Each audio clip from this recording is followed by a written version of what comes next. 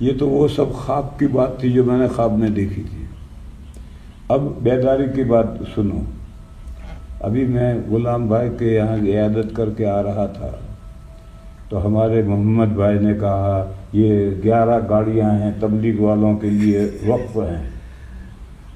تو میں نے ان سے کہا کہ تبلیغ کی محنت سے جو اصلاح ہوگی وہ عارضی ہوگی، ٹیمپریری ہوگی، اور اس میں گمراہی کا امکان ہے.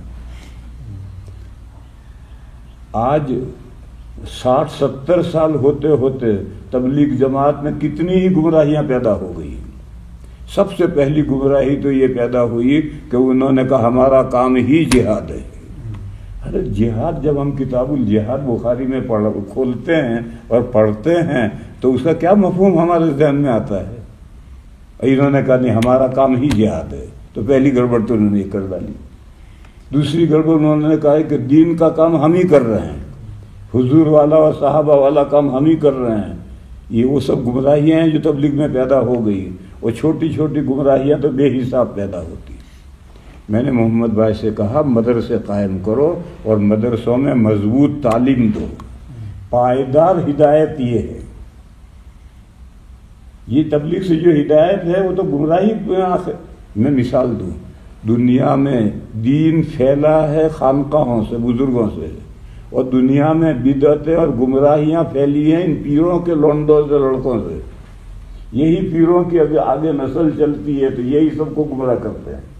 پہلا پیر بڑا شاندار اللہ کا نیک بندہ ہے، اسے ہدایت پھیلتی ہے، پھر اولاد جاہل آتی ہے وہ سب کو لے ڈوبتی ہے. تو خانقاہوں سے جو ہدایت پھیلتی ہے وہ دیر مضبوط نہیں ہے، وہ تو ایک وقت تک رہے گی، پھر اسے گمراہیاں پیدا ہو جائیں گے. یہی حال تبلیغ کی ہدایت کا ہے. اور مدرسوں سے جو ہدایت ہے وہ پائیدار ہے، کیونکہ مدرسوں کی ہدایت زبانی نہیں ہے، یہ کتاب رکھی ہے، اس کی بنیاد پر ہے. تو کوئی بھی مجھے ٹوک سکتا ہے کہ مولانا صاحب آپ کیا کہہ رہے ہیں، بخاری نے تو یہ لکھا ہے. تو مجھے سوچنا پڑے گا. اور ان خانقاہ والوں کو کوئی نہیں ٹوک سکتا، ان تبلیغ والوں کو کوئی نہیں ٹوک سکتا. ان کی تعلیم تو کسی کتاب کی بنیاد پر ہے ہی نہیں.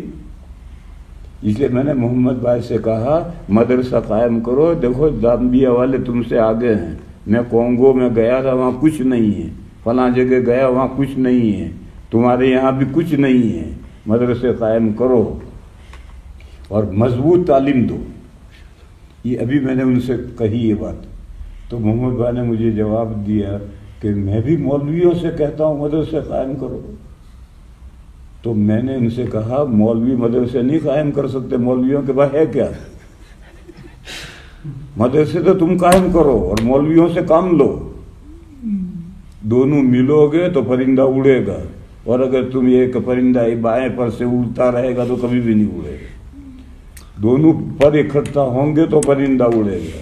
تو صاحب ثروت، صاحب اموال کھڑے ہوں اور کھڑے ہو کر مدارس قائم کریں، اور اس میں بہترین علماء انڈیا پاکستان سے لائیں اور طلباء کو پہلے اردو پڑھائیں. اگر آپ کو دیوبندی رہنا ہے تو اردو پڑھنا ہے. بے شک آپ انگریزی اور عربی کی تعلیم سے دیوبندی نہیں رہ سکو گے. دیکھو ساؤتھ افریقہ کی مثال ہے، زکریا اور آزاد بھی سب ہندوستان پاکستان سے اساتذہ لاتے ہیں، 1 سال اردو پڑھاتے ہیں. بس ان کو وہ دیوبند کے طرز پر ہیں، وہ دیوبندی ہیں.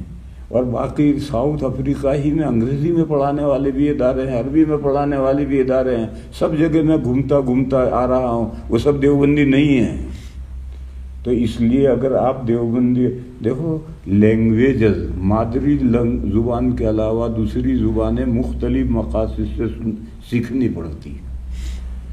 ایک کو مڈل ایسٹ میں نوکری کرنی ہے تو عربی سیکھنی پڑے گی. ایک کو یورپ امریکہ میں نوکری کرنی پڑتی تو انگریزی سیکھنی پڑے گی، سیکھتے ہیں. ایک کو ایمبیسی میں نوکری کرنی پڑتی ہے تو انگریزی سیکھنی پڑے گی. اور اگر ملک ایسا ہے کہ وہاں فرینچ بولی جاتی تو فرینچ سیکھنی پڑے گی. تو ایسے اگر آپ کو ریلیجن مذہبی کو باقی رکھنا ہے، دیوبندی رہنا ہے، تو آپ کو عربی کے ساتھ اردو سیکھنی پڑے گی. اردو سیکھے بغیر آپ دیوبندی نہیں رہ سکتے. کہ یہ قرآن کریم تو ہے، عربی تو ہے، عربی تو ہے، اس کے تو 10 مفہوم لوگوں نے بیان کیے. مودودی کچھ بیان کرتا، دوسرا کچھ بیان کرتا، تیسرا کچھ بیان کرتا ہے. علماء دیوبند نے کیا مطلب بیان کیا ہے یہ تو آپ اسی وقت سمجھیں گے جب کہ آپ اردو جانتے ہو. اور اکابر کی کتابیں پڑھتے ہوں. ہمارے ان ملکوں میں بھوسا بھر گیا ہے لوگوں کے دماغوں میں, مولویوں کے دماغوں میں بھی. English speaking. ارے انگلش اسپیکنگ تو رہنے دو, لوگوں کو سمجھاؤ, لیکن قرآن و حدیث کو سمجھنے کے لیے آپ کو علماء دیوبند کی جو تبیین و تشریح ہے اس کو فالو کرنا پڑے گا, تو آپ ہدایت پر رہ سکو گے, ورنہ گمراہ ہو جاؤ. اور انگلش اسپیکنگ رکھو لوگوں کو سمجھانے کے لیے, لیکن خود سمجھنے کے لیے اردو سمجھنی پڑے گی. برطانیہ میں یہ آفت نہیں ہے, عوام میں تو وہاں بھی یہ ذہن بنا ہے کہ امام رکھو انگلش اسپیکنگ, لیکن مدارس میں اور طلباء میں یہ ذہن نہیں ہے. امریکہ میں بھی یہ ذہن نہیں, کینیڈا میں بھی یہ ذہن نہیں. سب اردو پڑھتے ہیں, اردو کے ذریعے سے دورے تک نیچے سے اوپر تک پڑھاتے ہیں. افریقہ میں یہ ذہن بن گیا ہے کہ مدرسے بھی انگلش اسپیکنگ. ارے انگلش اسپیکنگ سے جو تیار ہوں گے یا عربی اسپیکنگ سے جو تیار ہوں گے میڈیم سے, وہ دیوبندی نہیں رہ سکیں. اور ہندوستان پاکستان سے بھی عالم لاؤ, مضبوط نام کے عالم مت لاؤ, اور مدرسے قائم کرو. محمد بھائی سے میں نے کہا کہ دیر پا ہدایت ان مدرسوں سے ہوگی. تبلیغ جماعت سے دیر پا ہدایت نہیں ہوگی, اس میں کچھ دیر کے بعد گمراہی آئے گی, جیسے خانقاہ میں کچھ وقت کے بعد گمراہی آتی ہے, لیکن مدرسوں میں گمراہی نہیں آئے گی. کیوں مدرسوں میں آئے گی؟ تو مدرسوں میں تو کتاب کے واسطے سے طالب علم کو پڑھاتا ہے, تو طالب علم اشکال کر سکتا ہے کہ یہ عبارت کا مطلب آپ بیان کرتے میری سمجھ میں نہیں آ رہا. اور ان کے یہاں تو کوئی واسطہ ہے ہی نہیں, خانقاہ میں بھی کوئی واسطہ نہیں, تبلیغ میں بھی کوئی واسطہ نہیں. کہ فضائل کی کیا, فضائل ہی دین تھوڑی ہی ہے, مسائل بھی تو دین ہے. تبلیغ کی ایک بہت بڑی گمراہی یہ ہے, سنو, ناراض تو ہوگے تم لوگ, برا تو لگے گا, مگر سنو. حضرت مولانا الیاس صاحب رحمۃ اللہ علیہ نے جب جماعت کا نظام بنایا تھا تو تبلیغ دین کے لیے بنایا تھا. یعنی ایسے بندے جو کلمہ تک نہیں جانتے میوات کے, ان کو گھروں سے نکالو, ان کو دین کی بنیادی باتیں سکھلاؤ. آج جماعت مسجد میں آتی ہے, گاؤں کے بے نمازیوں پر کوئی محنت کرنے والا نہیں, گیر گھر کے لاتے ہیں, پاکی ناپاکی بھی نہیں سمجھاتے, بھائی ایک ہی بات سمجھتے, نکلو نکلو, یہی بات سمجھاتے ہیں. اور ان کی تعلیم میں کوئی بیٹھتا بھی نہیں, کیونکہ ان کی تعلیم میں کچھ ہے ہی نہیں, نکلو اس کے علاوہ کچھ ہے ہی نہیں. تو حضرت مولانا الیاس صاحب نے یہ جماعت قائم کی تھی تبلیغ دین کے لیے, دین پہنچانے کے لیے. اب جماعت کا مقصد ہو گیا ہے بقائے دین. جو دیندار بندے ہیں ان کو دنیا میں گھماؤ تاکہ ان میں دینداری باقی رہے. یہ بھی ایک اچھا مقصد ہے, برا مقصد نہیں ہے. اللہ پاک کا ارشاد ہے, یا ایھا الذین آمنوا اتقوا اللہ وکونوا مع الصادقین. صادقین کے ساتھ رہنے سے دین باقی رہے گا. تو بقائے دین بھی ایک مقصد ہے, میں اس کو انکار نہیں کر رہا, لیکن حضرت مولانا نے جو تبلیغ قائم کی تھی تبلیغ دین کے لیے, وہ تو مقصد بہت ہو گیا. میرے محلے میں جہاں میں 40 سال سے ہوں, ایک مرتبہ میں نے متولی سے کہا کہ ہمارے محلے میں 3 مسجدیں ہیں اور ہر مہینے میں جماعت آتی ہے. آپ یہ بتائیں اس 40 سال میں تبلیغ کی محنت سے محلے کا کوئی بندہ نمازی بنا؟ تو اس نے کہا کوئی نہیں بنا.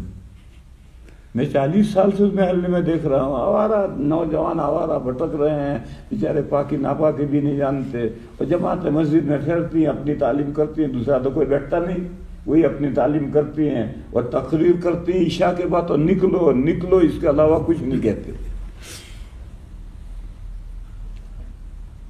تو یہ سب سے پہلی گمراہی ہے. حضرت مولانا الیاس صاحب رحمۃ اللہ علیہ نے تبلیغ اس لیے قائم نہیں کی, تبلیغ قائم کی تھی تبلیغ دین کے لیے, دین دوسروں تک پہنچانے کے لیے.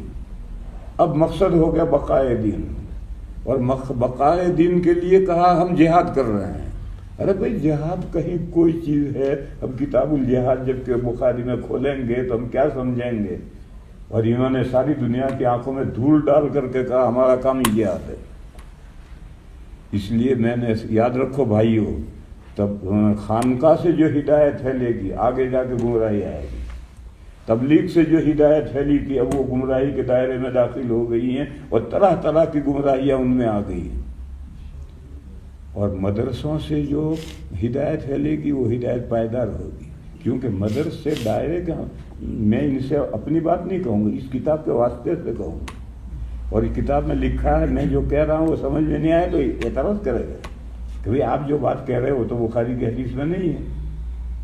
تو واسطہ اور بلا واسطہ کا فرق پڑتا ہے. اس لیے میں نے محمد بھائی سے کہا کہ مدرسے قائم کرو. دیکھو زامبیا تم سے آگے نکل گیا ہے، ساؤتھ افریقہ آگے نکل گیا ہے، اور باقی سب ملکوں میں ندارت کچھ بھی نہیں. اور یہ اس امید پر بیٹھے ہیں کہ علماء کام کر رہے ہیں. علماء کام کر نہیں سکتے، علماء سے تو کام لیا جاتا ہے.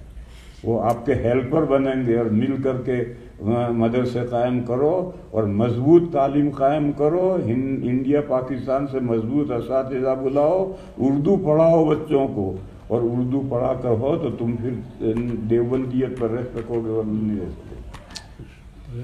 یہ بیداری کی بات تھی جو یہاں آنے سے پہلے میں نے محمد بھائی سے کہی. تو ایک خواب کی بات سمجھا دی، ایک بیداری کی بات سمجھا دی، کھیل ختم.